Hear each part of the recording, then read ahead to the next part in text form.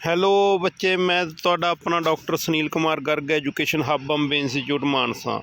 ਬੱਚੇ, ਅੱਜ ਅਸੀਂ ਗੱਲ ਕਰਾਂਗੇ ਨੀਟ ਦੇ ਐਗਜ਼ਾਮ ਦੇ ਬਾਰੇ।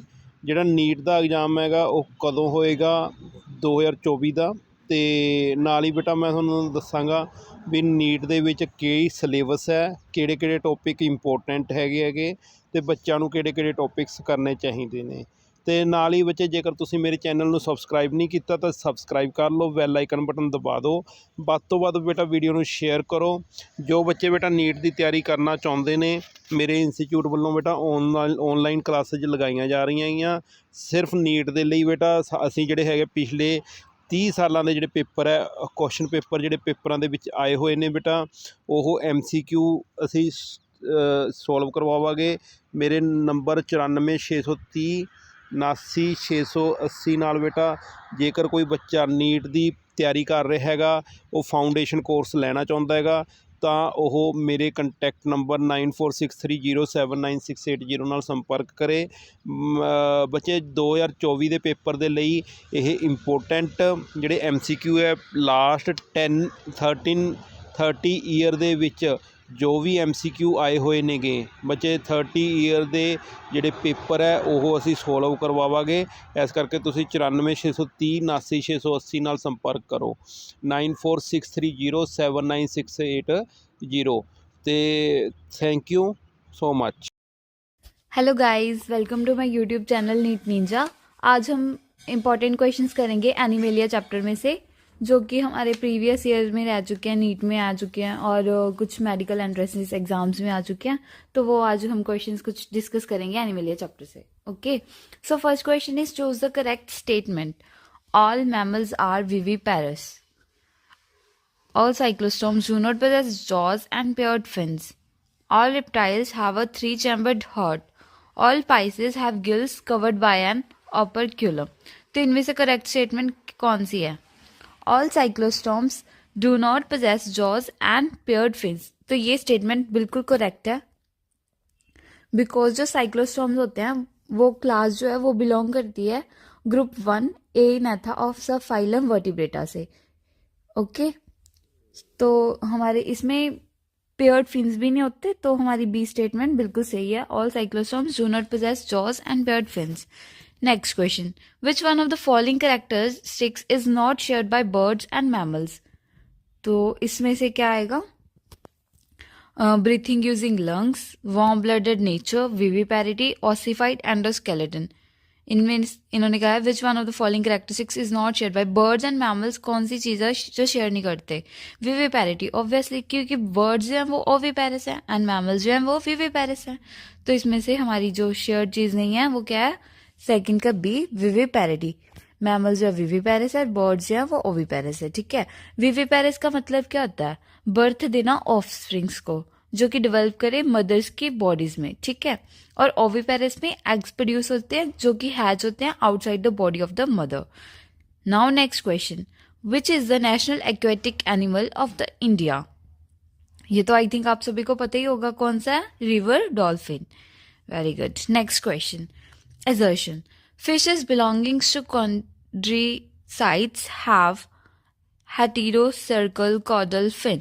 Reason, these fishes have an air bladder that acts as a hydrostatic organ. तो इसमें से क्या है?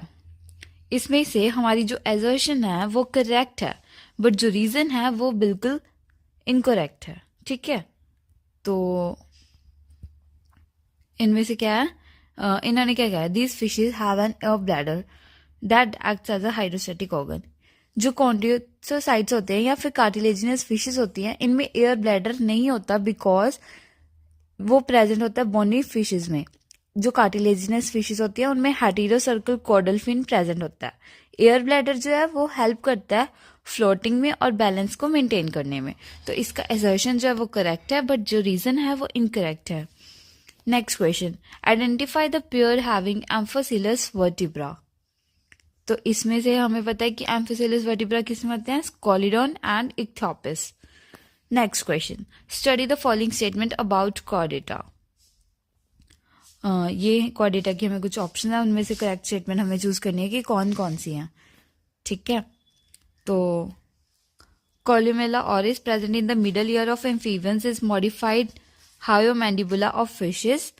Second, reptiles lay cleidoic eggs. Third, sphenodon is a connecting link between amphibians and reptiles. Next is Panthera tigris is an extinct animal of India. तो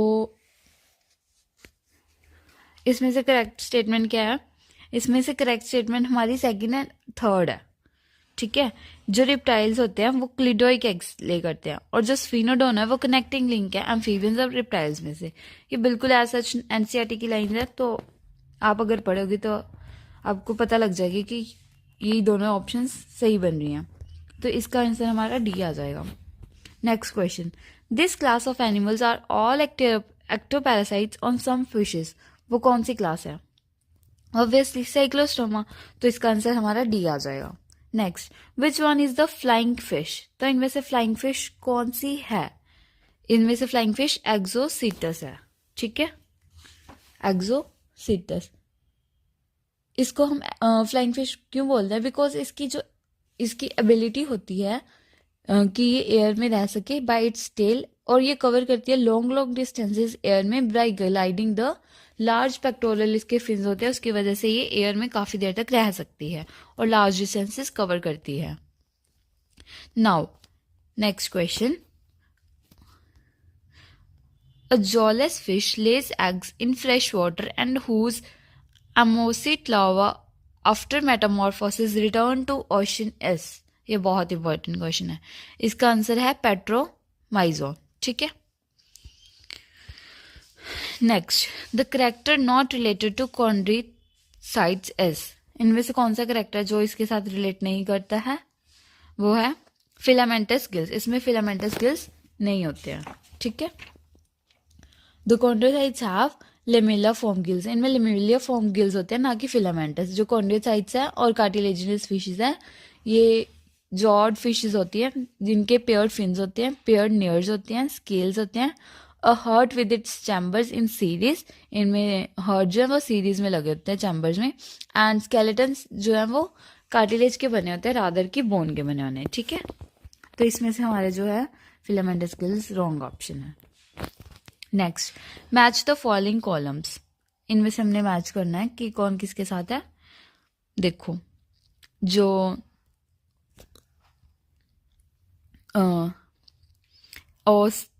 ओस्ट्राकोडर्माई, ये किसके साथ match करेगा? ये एक एक्सटिंक्ट जॉलेश फिश है। सीलाकांथ, ये किसके साथ मैच करेगा? ये एक लोब्ड फिन फिशेज है। जो साइक्लोस्टोम्स है वो एक हैग फिश है, और जो ऑस्टियोसाइट्स है वो एक एक्सोसीटस है, ठीक है। तो हमारे देखो करेक्ट ऑप्शन इनमें से कौन सी बन रही है? ए का 3, ठीक है, बी का फर्स्ट।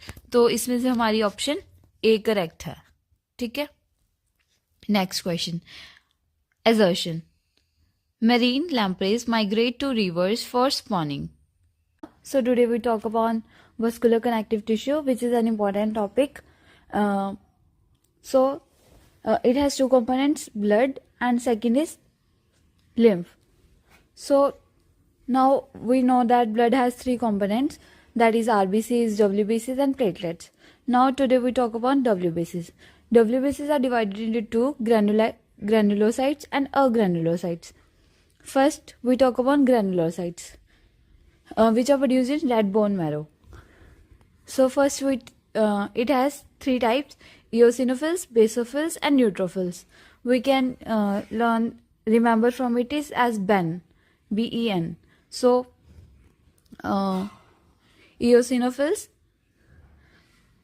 जो होते हैं हमारी बॉडी में वो 2.8% होते हैं, ठीक है। और ये फैगोसाइटिक होते हैं। फैगोसाइट्स मतलब जब भी हमारी बॉडी में कोई इन्फेक्शन आ जाती है तो ये उस इन्फेक्शन को अपने अंदर ले जाते हैं और फिर उसे डिस्ट्रॉय कर देते हैं इन्फेक्शन को। और जो इनके लाइफ स्पैन, ये जिंदा कितने टाइम के लिए रहते हैं? 10 से 12 घंटे के लिए, ठीक है। और इनको हम देख कैसे सकते हैं? हम जो है ना वो लीशमान स्टेन यूज करते हैं इनको देखने के लिए अंडर माइक्रोस्कोप। तो उसके दो कंपोनेंट्स होते हैं, एक मिथिलिन और एक इयोसिन। तो हम इसको स्टेन करते हैं इयोसिन डाई से, ठीक है। न्यूक्लियस जो होता है इयोसिनोफिल का वो बाइलोब्ड होता है, ठीक है। और जो नंबर ऑफ इयोसिनोफिल्स जो होते हैं ना, इनका काउंट कब इंक्रीज होता है, जब हमारी बॉडी में कोई एलर्जी हो जाए, ठीक है। एलर्जन जैसे कि किसी को पोलन डस्ट से एलर्जी है, तो जब इन्वायरमेंट में पोलन ग्रेन्स काफ़ी ज़्यादा फैल जाते हैं किसी मौसम में, तो उस टाइम पे किसी बंदे को जिसको एलर्जी है तो इयोसिनोफिल का काउंट बढ़ जाता है। इनको हम एसिडोफिल्स भी बोलते हैं, ठीक है। तो ये हाइपर सेंसिटिविटी रिएक्शन में इनका रोल इम्पोर्टेंट होता है। उसके बाद हम नीचे तुम डायग्राम देख सकते हो कि जो न्यूक्लियस है वो बाइलोब स्ट्रक्चर है, ये इयोसिनोफिल है और इसमें ग्रैन्यूल्स पड़े हैं, ठीक है। तो इनको हम ग्रैनुलोसाइट बोलते हैं। नेक्स्ट हम बात करते हैं बेसोफिल्स की। जो बेसोफिल्स का काउंट है ना, वो 2.2% रहता है, और ये सबसे ज़्यादा मिनिमम होता है। अगर हम WBCs में 5 टाइप्स में हम देखें तो इनका मतलब काउंट जो है वो 2% रहता है। ये फैगोसाइट नहीं करते हैं, तो ये नॉन फैगोसिटिक होते हैं। न्यूक्लियस इसका ट्राइलोब्ड होता है। लाइफ स्पैन इसकी 8 से 12 घंटे होती है, और इनका जो नंबर है वो चिकन पॉक्स में इंक्रीज कर जाता है। समझ रहे हो ना, जब चिकन पॉक्स की इन्फेक्शन होती है, जो कौन करता है, वैरिसेला जोस्टर, तो तब इसकी जो है नंबर इंक्रीज हो जाता है। ये किससे रिप्रेजेंट करते हैं, ये मास्ट सेल्स होते हैं कनेक्टिव टिश्यू के, ठीक है। जो बेसोफिल्स हैं, जब वो ब्लड सेल्स में, जब वो ब्लड में जाते हैं मास्ट सेल्स बन जाते हैं, और जब वो किसी टिश्यू में जाते हैं तब वहाँ पे जाके ये वहाँ पे फैगोस मतलब वहाँ पे इन्फेक्शन को डिस्ट्रॉय कर देते हैं। नेक्स्ट हमारे पास होता है न्यूट्रोफिल्स, जिनका काउंट सबसे ज़्यादा होता है अमंग द WBCs, और ये 65% रहते हैं। ये फैगोसिटिक होते हैं, और इनका जो न्यूक्लियस है ना, वो मल्टी लॉब्ड होता है। इनमें 4, 5, 6 ऐसे लॉब्स होती हैं। अगर 5 से ज़्यादा हो जाए ना लॉब्स, तो मतलब इन्फेक्शन काफ़ी ज़्यादा है, ठीक है। तो इनका जो काउंट है ना बैक्टीरियल इन्फेक्शन में सबसे ज़्यादा होता है न्यूट्रोफिल्स का। ये तुम देख सकते हो कि इसका ट्राइलॉब यहाँ पे कितनी लॉब्स दिखाई गई हैं, यहाँ पे 1 2 3 4 लॉब्स दिखाई गई हैं। नेक्स्ट हम बात करते हैं ए ग्रैनुलोसाइट्स की। ए ग्रैनुलोसाइट्स हमें कहाँ देखने को मिलेंगे, हमें ये लिम्फ और स्प्लीन में देखने को मिलेंगे। सबसे पहले बात करते हैं हम लिम्फोसाइट्स की। ओके, ये होते हैं 26%, ठीक है। ये लार्जेस्ट WBCs है, ओके। और जो इनका न्यूक्लियस होता है ना, वो राउंडेड एंड सेंट्रल होता है। और जो इनका लाइफ स्पैन है, ये कितने दिनों के लिए रहते हैं जिंदा, 3 से लेके 4 दिन तक, ठीक है। और ये एंटीबॉडीज प्रोड्यूस करते हैं। इनका जो नंबर है वो कब इंक्रीज होता है, वायरल इन्फेक्शंस में। और जो हमने किया था न्यूट्रोफिल्स का, उनका कब होता है, जब बैक्टीरियल इन्फेक्शन। नेक्स्ट हम बात करते हैं मोनोसाइट्स की। ये 5% होते हैं, और ये लार्जेस्ट WBCs हैं। न्यूक्लियस इनका हॉर्स शू शेप्ड होता है, और इनकी भी लाइफ स्पैन 3 से 4 दिन की होती है। इनको हम police man of the blood बोलते हैं। क्यों? बिकॉज ये फैगोसिटिक इन नेचर होते हैं। ये हमें कहाँ पे देखने को मिलेंगे, जब TB की इन्फेक्शन होगी, ठीक है। तो तुम मोनोसाइट्स का न्यूक्लियस देख सकते हो, हॉर्स शू शेप्ड है। और लिम्फोसाइट फर्दर 2 टाइप्स में डिवाइड है, एक लार्ज लिम्फोसाइट, एक स्मॉल लिम्फोसाइट। लार्ज लिम्फोसाइट का साइज बड़ा होगा, और इसका न्यूक्लियस जो है वो पूरे साइटोप्लाज्म को कवर करेगा, ठीक है। और जो स्मॉल लिम्फोसाइट है, उसमें हमें साइटोप्लाज्म भी देखने को मिलेगा, ठीक है। तो ये ना, एक मेडिकल स्टूडेंट को ये टॉपिक बहुत इंपॉर्टेंट रहता है, तो उसे पता होना चाहिए। और अगर हम बात करें तो इसे याद कैसे करना है कि सबसे ज़्यादा कौन है, सबसे कम कौन है, तो इसके लिए एक निमोनिक है। वो क्या है, never late monkey eat bananas, okay.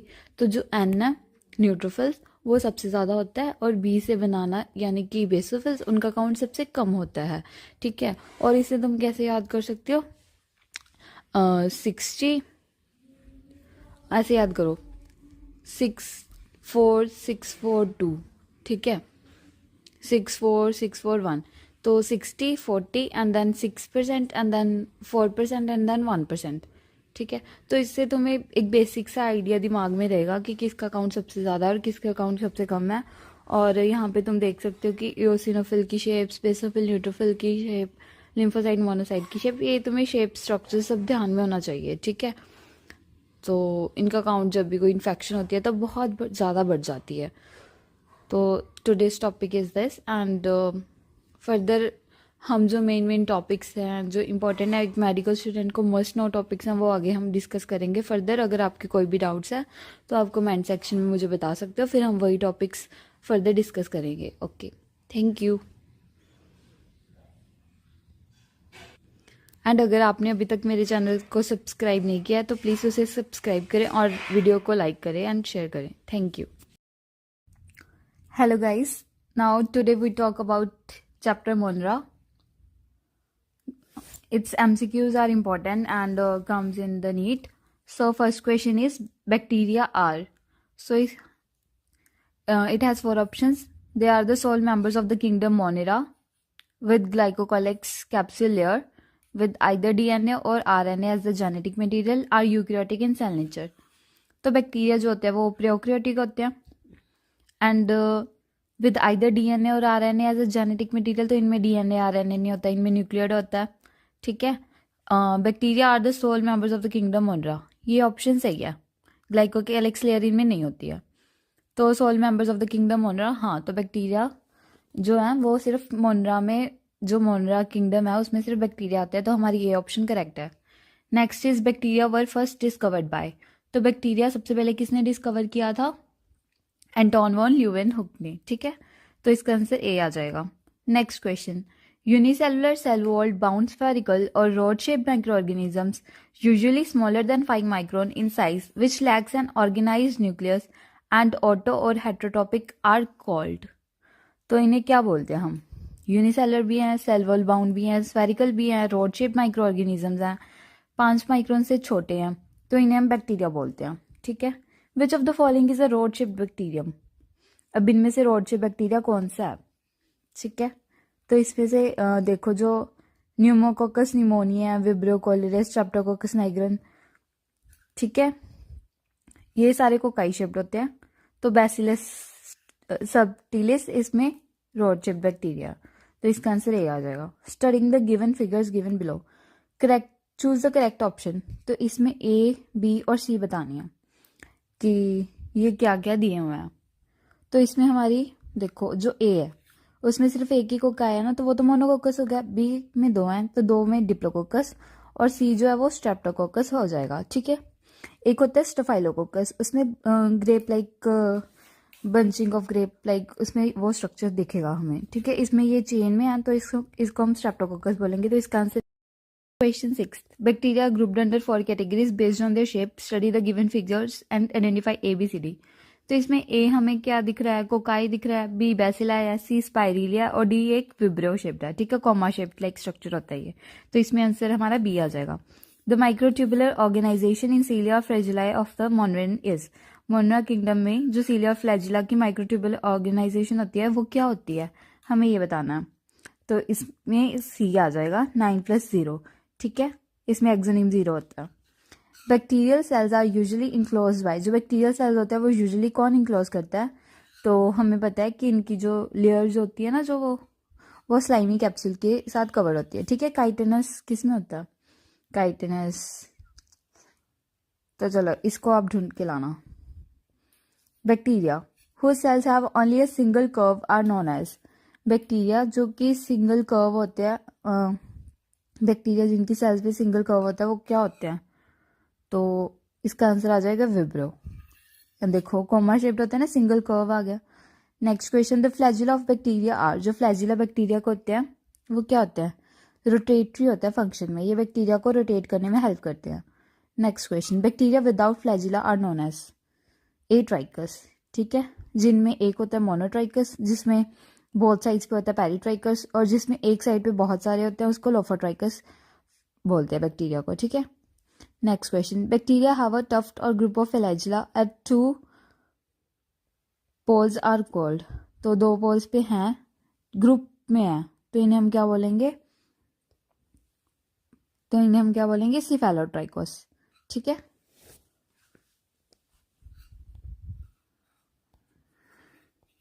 Now next question. Bacteria with only 1 flagellum at its 1 pole is called. मैंने अभी ऊपर बताया था क्या आएगा इसका आंसर. राइट. इसका आंसर मोनोट्राइकस आएगा. Next question. Which one of the following lives in mutually beneficial association with other organisation. तो म्यूचुअली मतलब 2 ऑर्गेनिजम्स हैं वो एक दूसरे को बेनिफिट कर रहे हैं, तो उस एसोसिएशन को हम क्या बोलते हैं? राइजोबियम. ठीक है. जो राइजोबियम बन रहा है, एक प्लांट होता है तो उसमें बैक्टीरिया रहता है. तो इस दोनों की जो हमारी एसोसिएशन होती है उसको हम राइजोबियम बोलते हैं, उनकी रूट्स में रहता है bacteria. Next question, the stain use to distinguish gram positive bacteria from gram negative ones in, अगर हमने क्या कौन सा स्टेन यूज करते हैं हम, उसके लिए हम क्रिस्टल वायलेट यूज करते हैं, ठीक है। Bacteria regarded as primitive organisms because, bacteria को हम प्रिमिटिव ऑर्गेनिजम्स क्यों बोलते हैं? possess insipid nucleus or small microscopic plants which are not visible to the naked eyes. Microscopic plants तो नहीं होते हैं ना ये. Cause serious diseases to human beings, domesticated animals and crop plants. Produce endospores which are resistant to adverse conditions. No. तो इसका आएगा possess incipient nucleus. ठीक है. Next question. Bacteria that utilize for their energy source and CO2 for their carbon source are called. तो bacteria जो use करते हैं उनको हम क्या बोलेंगे? फोटोट्रोपिक बोलेंगे, और तो क्या बोलेंगे? Next question, bacteria are, bacteria क्या होते हैं? फोटोसिंथेटिक, ऑटोट्रोपिक, कीमोसिंथेटिक और हेटेरोट्रोपिक। इनमें से बैक्टीरिया कुछ भी हो सकते हैं, ठीक है। तो all of the above answer आ जाएगा। Next question, which statement is correct? All bacteria are autotrophic, all bacteria are heterotrophic, all bacteria are photosynthetic, mostly bacteria are heterotrophic but some are autotrophic, ठीक है। तो इसका answer हमें D सबसे best option है, तो 19 का D. Which structure helps in the movement of स्पाइरोकीट्स?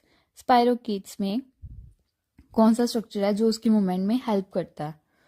तो एक्सियल फिलामेंट्स होते हैं जो कि स्पाइरोकीट्स की मूवमेंट में हेल्प करते हैं। Next question, an example of chemoautotrophic bacterium is, chemoautotrophic bacterium की जो एग्जाम्पल है वो क्या है? Lactobacillus, Nitrosomonas, Rhizobium, E coli.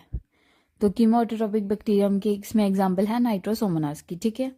Next, reproduction in bacteria takes place by, bacteria में रिप्रोडक्शन कैसे होती है? तो फिजन से, स्पोर से, adopting a primitive type of DNA transfer from one bacterium to another.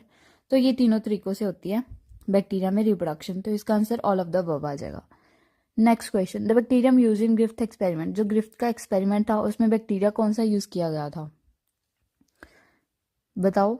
Bacillus, Monococcus, Spirillum, Diplococcus. तो जो bacteria था वो कौन सा था? डिप्लोकोकस था, ठीक है, डिप्लोकोकाई था। Next question, we can store food for longer duration in cold storage than in ordinary cupboard because, हम कोल्ड स्टोरेज में क्यों ज़्यादा? क्योंकि क्या होता है उसमें बैक्टीरिया मल्टीप्लिकेशन जो है, बैक्टीरिया का मल्टीप्लिकेशन रेट है वो बहुत ज़्यादा कम हो जाता है। तो इसमें से ऑप्शन देखो कौन सी हैं, तो इसमें सी ऑप्शन हमारी करेक्ट आ जाएगी। Next question, Streptococcus lactis is responsible for the, जो स्ट्रेप्टोकोकस लैक्टिस है वो किस लिए रिस्पॉन्सिबल है?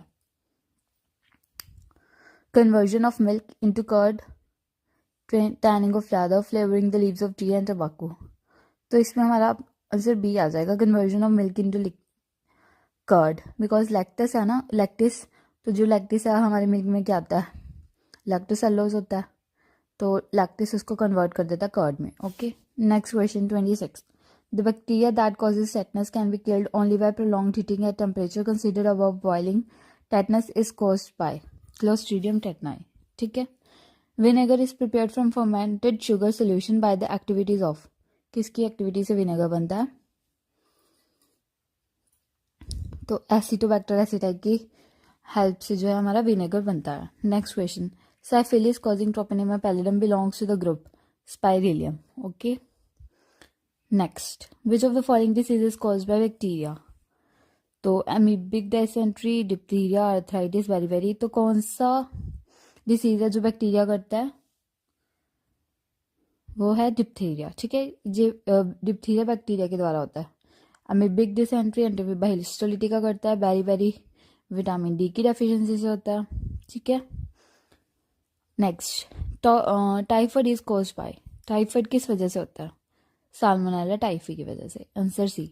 Next question, which one of the following causes plague, plague कौन करता है? यर्सीनिया और पास्चुरेला पेस्टिस, ठीक है। Next, tetanolysin is produced by Clostridium tetani. Next question, which of the following is called jokers of microbiological park. Jokers हम किसे बोलते हैं? तो वो माइकोप्लाज्मा को बोलते हैं, बिकॉज ये इनकी ना तो सेल होती है, ये इनकी सेल नहीं होती और ये अपनी शेप वगैरह चेंज कर देते हैं, इसलिए हम इन्हें मोनरा में कंसिडर करते हैं और ये जोकर्स ऑफ माइक्रोबायोलॉजिकल पार्क है. Thank you. If you really like this video, then subscribe my channel and share this video with your friends. Thank you. Hello guys, welcome to my YouTube channel Neat Ninja.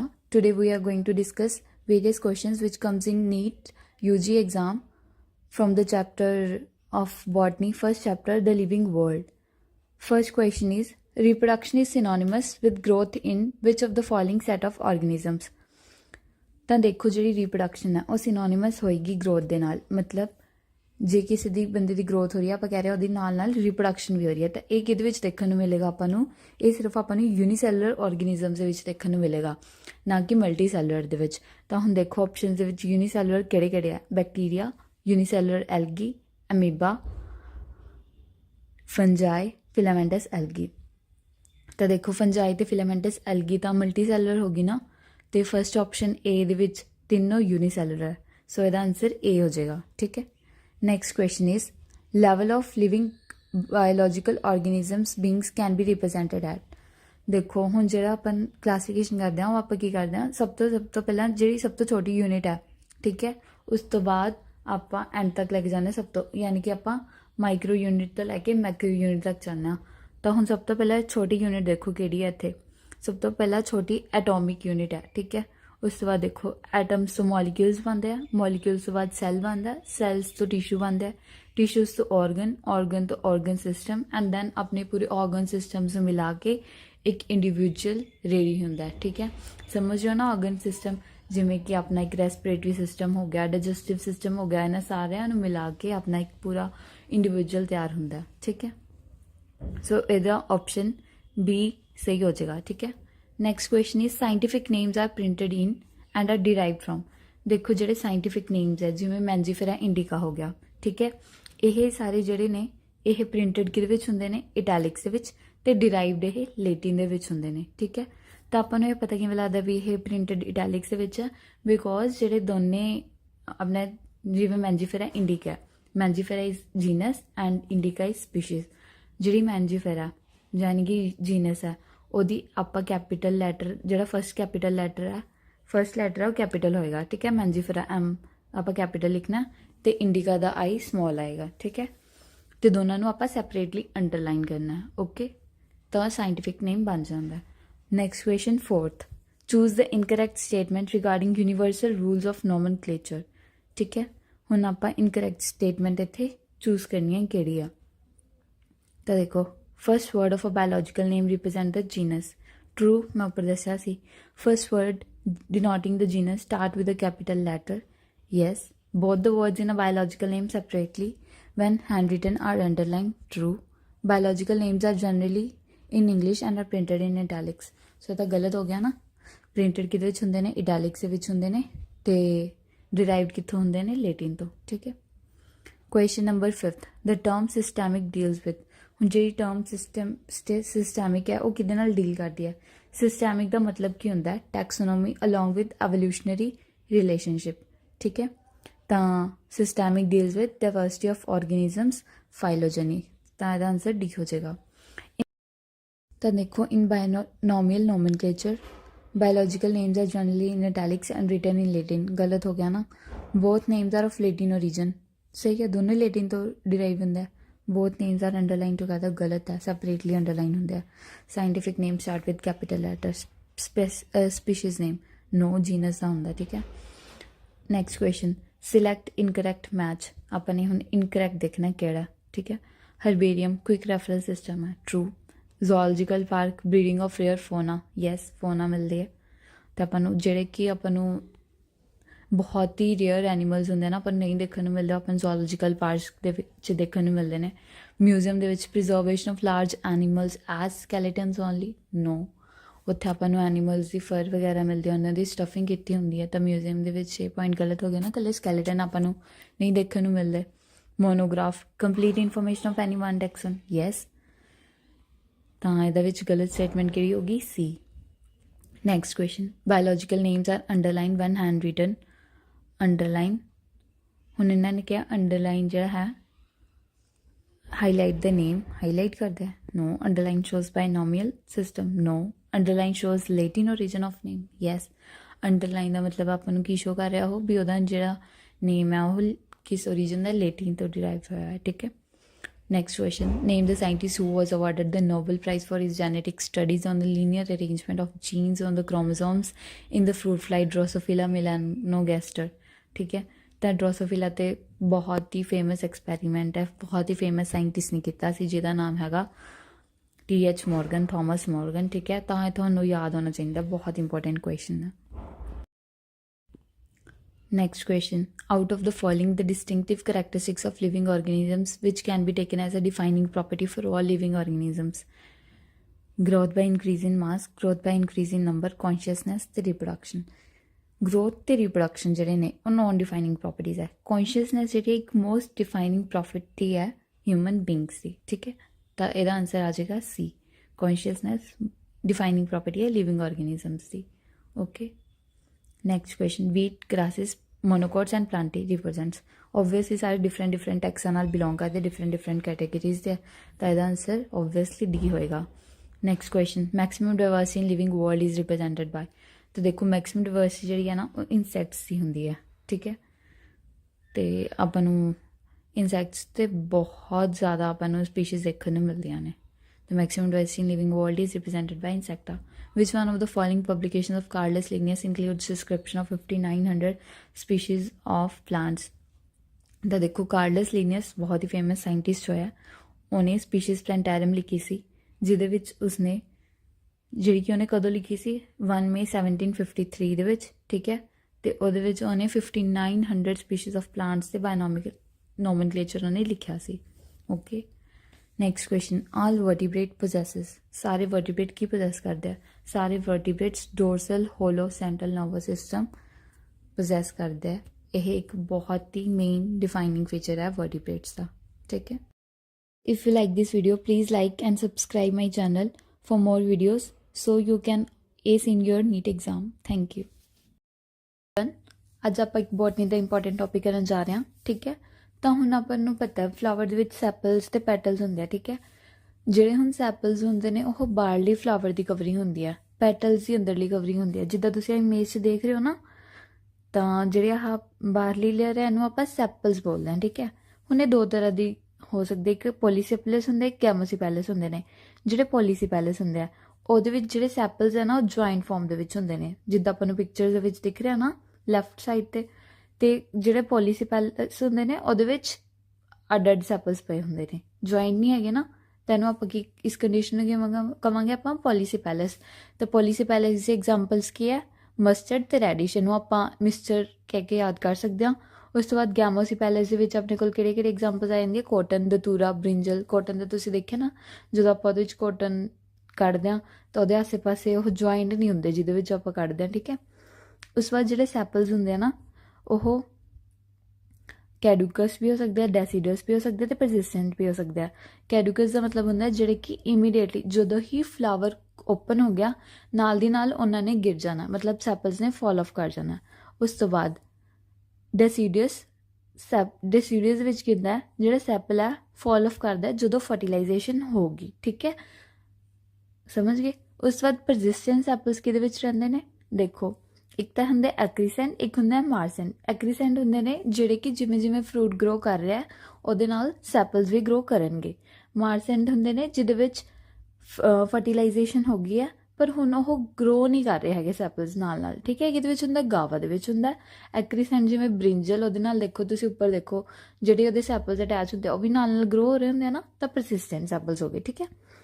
ਉਸ ਤੋਂ ਬਾਅਦ ਆਪਾਂ ਕਰਦੇ ਹਾਂ petals. Petals ਦੋ ਤਰ੍ਹਾਂ ਦੇ ਹੁੰਦੇ ਆ, ਪੋਲੀਪੀਟੈਲਸ ਅਤੇ ਗੈਮੋਪੀਟੈਲਸ। ਪੋਲੀਪੀਟੈਲਸ ਦੇ ਵਿੱਚ ਫੈਮਿਲੀ ਬ੍ਰੈਸੀਕੇਸੀ ਅਤੇ ਫੈਬੇਸੀ ਆ ਜੂਗੀ, ਗੈਮੋਪੀਟੈਲਸ ਦੇ ਵਿੱਚ ਸੋਲੀਨੇਸੀ ਫੈਮਿਲੀ ਆ ਜੂਗੀ, ਠੀਕ ਹੈ। ਹੁਣ ਐਂਡਰੋਸ਼ੀਅਮ ਕੀ ਹੁੰਦਾ? ਐਂਡਰੋਸ਼ੀਅਮ ਮੇਲ ਰਿਪਰੋਡਕਟਿਵ ਪਾਰਟ ਨੂੰ ਕਹਿੰਦੇ ਫਲਾਵਰ ਦੇ ਵਿੱਚ, ਠੀਕ ਹੈ। ਅਗਰ ਤਾਂ ਸਿੰਗਲ ਸਟੇਮਨ ਹੈ ਤਾਂ ਉਹਨੂੰ ਆਪਾਂ ਕਵਾਂਗੇ ਮੋਨੈਂਡਰਸ, ਠੀਕ ਹੈ। ਅਗਰ ਕਾਫੀ ਸਾਰੇ ਸਟੇਮਨਸ ਹੈ ਉਹਨੂੰ ਆਪਾਂ ਕਵਾਂਗੇ ਪੋਲੀਐਂਡਰਸ, ਠੀਕ ਹੈ। ਹੁਣ ਕਾਫੀ ਸਾਰੇ ਸਟੇਮਨਸ ਕਿਹਦੇ ਵਿੱਚ ਆਪਾਂ ਦੇਖਣ ਨੂੰ ਮਿਲਦੇ ਨੇ? ਲੀਲੀ, ਮਸਟਰਡ ਅਤੇ ਰੈਡਿਸ਼, ਠੀਕ ਹੈ। ਅਗਰ ਇਫ ਆਲ ਸਟੇਮਨਸ ਆਰ ਫ੍ਰੀ, ਠੀਕ ਹੈ। ਹੁਣ ਸਟੇਮਨਸ ਯੂਨਾਈਟਡ ਵੀ ਹੋ ਸਕਦੇ, ਅਗਰ ਸਟੇਮਨਸ ਫ੍ਰੀ ਹੈ ਤਾਂ ਡਾਇਐਂਡਰਸ ਅਤੇ ਟੈਟਰਾਐਂਡਰਸ, ਠੀਕ ਹੈ। ਡਾਇਐਂਡਰਸ ਕਿਹਦੇ ਵਿੱਚ ਦੇਖਣ ਨੂੰ ਮਿਲਣਗੇ ਆਪਾਂ ਨੂੰ? ਸਟੇਮਨ ਸਾਲਵੀਆ ਓਸੀਅਮ ਲੈਬੀਏਟੀਆ ਫੈਮਿਲੀ ਦਾ। ਇੱਕ ਟੈਟਰਾਐਂਡਰਸ ਦੇ ਵਿੱਚ 6 ਸਟੇਮਨਸ ਹੁੰਦੇ ਨੇ, ਠੀਕ ਹੈ। ਇਹ ਆਪਾਂ ਨੂੰ ਦੇਖਣ ਨੂੰ ਮਿਲਣਗੇ ਬ੍ਰੈਸਿਕਾ ਕੰਪੈਸਟਰਿਸ ਦੇ ਵਿੱਚ। ਅਗਰ ਸਟੇਮਨਸ ਯੂਨਾਈਟਿਡ ਹੈ ਉਹਨੂੰ ਆਪਾਂ ਕੋਹੀਜਨ ਜਾਂ ਐਡਹੀਜਨ ਦੇ ਵਿੱਚ ਦੋ 'ਚ ਡਿਵਾਈਡ ਕਰਦੇ ਹਾਂ। ਹੁਣ ਅਗਰ ਤਾਂ ਐਡਹੀਜਨ ਹੈ ਉਹਨੂੰ ਆਪਾਂ ਫਰਦਰ 3 ਕਲਾਸਿਸ ਡਿਵਾਈਡ ਕਰਦੇ ਹਾਂ। ਐਪੀਪੀਟੈਲਸ ਹੈ, ਐਪੀਫਾਈਲਸ ਹੈ, ਗਾਇਨੈਂਡਰਸ ਦੇ ਵਿੱਚ, ਠੀਕ ਹੈ। ਉਸ ਤੋਂ ਬਾਅਦ ਜਿਹੜੀ ਕੋਹੀਜਨ ਹੈ ਉਹਨੂੰ ਆਪਾਂ ਡਿਵਾਈਡ ਕਰਦੇ ਹਾਂ ਫਰਦਰ ਐਡੀਲਫਸ, ਸਿਨੈਂਜੀਅਸ ਤੇ ਸਾਈਨੈਂਡਰਸ ਦੇ ਵਿੱਚ, ਠੀਕ ਹੈ। ਇਹਦੇ ਵਿੱਚ ਐਡਹੀਜਨ ਇੰਨੀ ਇੰਪੋਰਟੈਂਟ ਨਹੀਂ ਹੈ ਜਿੰਨੀ ਕਿ ਕੋਹੀਜਨ ਹੈ। ਐਡਹੀਜਨ ਦੇ ਵਿੱਚ ਤੁਸੀਂ ਇੱਕ ਐਗਜ਼ਾਮਪਲ ਯਾਦ ਰੱਖਣਾ, ਗਾਇਨੈਂਡਰਸ ਦੇ ਵਿੱਚ ਕੈਲੋਟ੍ਰੋਪਿਸ ਆਉਂਦਾ, ਠੀਕ ਹੈ। ਅਗਰ ਕੋਹੀਜਨ ਹੈ, ਠੀਕ ਹੈ। ਅਡਲਫਸ ਦੇ ਵਿੱਚ ਮੋਨੋਅਡਲਫਸ, ਡਾਇਅਡਲਫਸ, ਪੋਲੀਅਡਲਫਸ, ਠੀਕ ਹੈ। ਮੋਨੋਅਡਲਫਸ ਦੇ ਵਿੱਚ ਚਾਈਨਾ ਰੋਜ਼ ਆ ਜਾਏਗਾ, ਡਾਇਅਡਲਫਸ ਦੇ ਵਿੱਚ ਪੀ ਆ ਜਾਏਗਾ, ਪੋਲੀਅਡਲਫਸ ਦੇ ਵਿੱਚ ਸਿਟਰਸ ਤੇ ਕੈਸਟਰ ਆ ਜਾਏਗਾ। ਉਸ ਤੋਂ ਬਾਅਦ ਸੈਨੈਂਜੀਅਸ ਦੇ ਵਿੱਚ ਫਿਲਾਮੈਂਟ ਫਰੀ ਵੀ ਹੋ ਸਕਦਾ, ਠੀਕ ਹੈ। ਐਂਥਰ ਫਿਊਜ਼ ਹੁੰਦੇ ਨੇ, ਠੀਕ ਹੈ। ਉਸ ਤੋਂ ਬਾਅਦ ਹੁਣ ਜਿਹੜੀ ਸਾਈਨੈਂਜੀਅਸ ਹੈ ਉਹਦੇ ਵਿੱਚ ਆਪਾਂ ਦੇਖ ਰਹੇ ਹਾਂ ਫਿਲਾਮੈਂਟ ਫਰੀ ਹੈ ਤੇ ਐਂਥਰ ਫਿਊਜ਼ਡ ਹੈ। ਜਿਹੜੀ ਸਾਈਨੈਂਡਰਸ ਹੈ ਇਹਦੇ ਵਿੱਚ ਇਹਦੇ ਵਿੱਚ ਸਾਰਾ ਕੁਝ ਹੀ ਫਿਊਜ਼ ਹੁੰਦਾ, ਇਹਦੇ ਵਿੱਚ ਕਕੁੰਬਰ ਆ ਜਾਂਦਾ, ਠੀਕ ਹੈ। ਤੇ ਹੁਣ ਜਿਹੜੀ ਸਾਈਨੈਂਜੀਅਸ ਇਹਦੀ ਐਗਜ਼ਾਮਪਲਸ ਕੀ ਹੈ? ਡਿਸਕ ਰੈਸਟ ਆਫ ਸਨਫਲਾਵਰ ਤੇ ਐਗਰੀਏਟਮ, ਠੀਕ ਹੈ। ਉਸ ਤੋਂ ਬਾਅਦ ਕਾਰਪਲਸ, ਠੀਕ ਹੈ। ਕਾਰਪਲਸ ਕੀ ਹੈ? ਫੀਮੇਲ ਰਿਪਰੋਡਕਟਿਵ ਪਾਰਟ ਹੈ। ਅਗਰ ਤਾਂ ਫਰੀ ਹੈ ਉਹਨੂੰ ਆਪਾਂ ਐਪੋਕਾਰਪਸ ਕਵਾਂਗੇ, ਅਗਰ ਫਿਊਜ਼ਡ ਹੈ ਤਾਂ ਸਿੰਕਾਰਪਸ ਕਵਾਂਗੇ। ਫਰੀ ਕਾਰਪਲਸ ਕਿਹਦੇ ਵਿੱਚ ਹੁੰਦੀਆਂ ਨੇ? ਲੋਟਸ, ਰੋਜ਼, ਫੈਬੀਸੀਆ ਫੈਮਿਲੀ ਦੇ ਵਿੱਚ। ਔਰ ਫਿਊਜ਼ ਕਿਹਦੇ ਵਿੱਚ ਹੁੰਦੀਆਂ ਨੇ? ਮਸਟਰਡ, ਟੋਮੈਟੋ, ਲਿਲੀਏਸੀ ਫੈਮਿਲੀ ਦੇ ਵਿੱਚ, ਠੀਕ ਹੈ। ਹੁਣ ਜਿਹੜਾ ਸੀਡ ਕੋਟ ਹੈ, ਸੀਡ ਹੈ ਜਿਹੜੀ ਹੈ ਨਾ, ਉਹਨੂੰ ਆਪਾਂ ਦੋ ਪਾਰਟਸ ਡਿਵਾਈਡ ਕਰਦੇ, ਇੱਕ ਸੀਡ ਕੋਟ ਤੇ ਇੱਕ ਐਂਬਰੀਓ, ਠੀਕ ਹੈ। ਹੁਣ ਐਂਬਰੀਓ ਦੇ ਵਿੱਚ ਕੀ ਹੁੰਦਾ? ਇੱਕ ਰੈਡੀਕਲ ਐਂਬਰੀਓਨਲ ਐਕਸਿਸ, 1 ਕੋਟਿਲੀਡਨ ਕਿਹਦੇ ਵਿੱਚ ਹੁੰਦਾ? ਵੀਟ, ਮੇਜ਼ ਦੇ ਵਿੱਚ 2 ਕੋਟਿਲੀਡਨਸ ਹੁੰਦੇ ਆ ਗ੍ਰਾਮ ਤੇ ਪੀ ਦੇ ਵਿੱਚ, ਠੀਕ ਹੈ।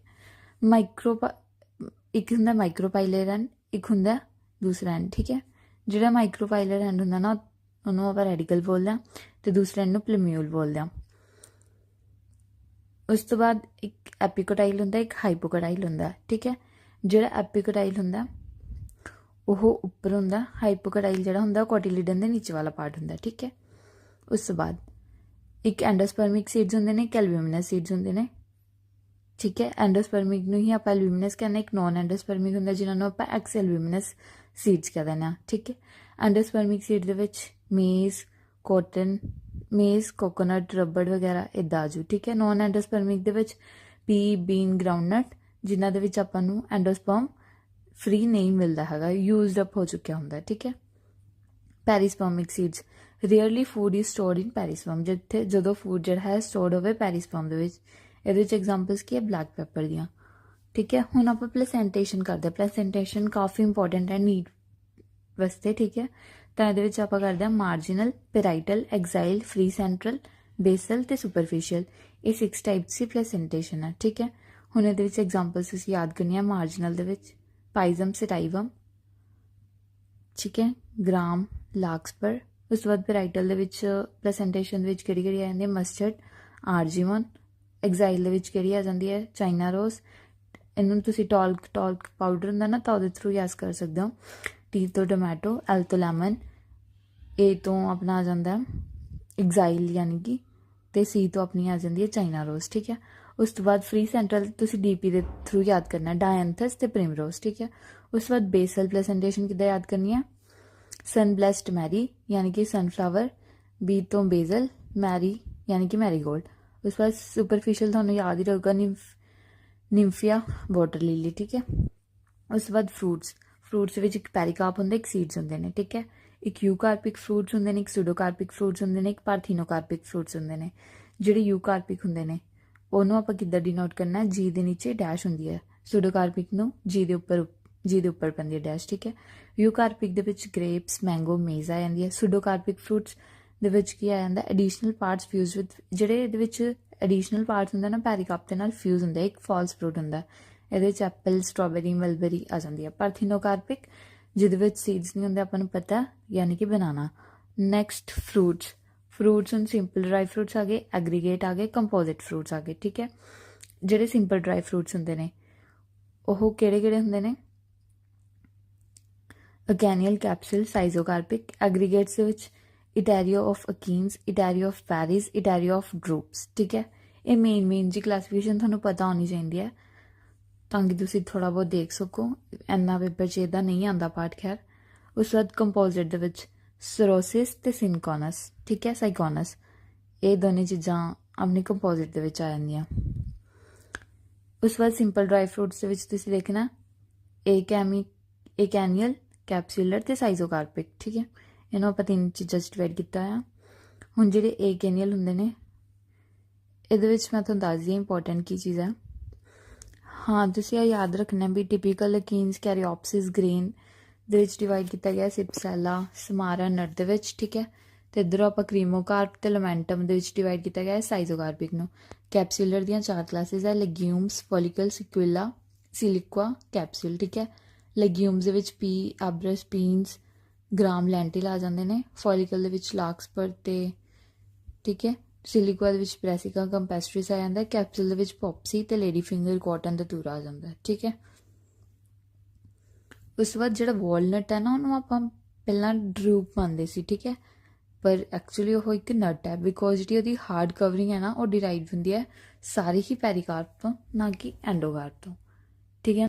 And guys if you think my efforts are good so please like and subscribe my channel. My name is Ishika Agarwal, currently pursuing MBBS from GMC Amritsar, and today here I just want to thank Dr. Sunil Kumar sir, founder of Ambe Institute, for guiding me to dream big and pace steadily towards my aim. Also thankful to sir for not only preparing me for academics but also for life. They have boosted up my confidence and made a better human being. Thank you, sir, for making me a smart cookie.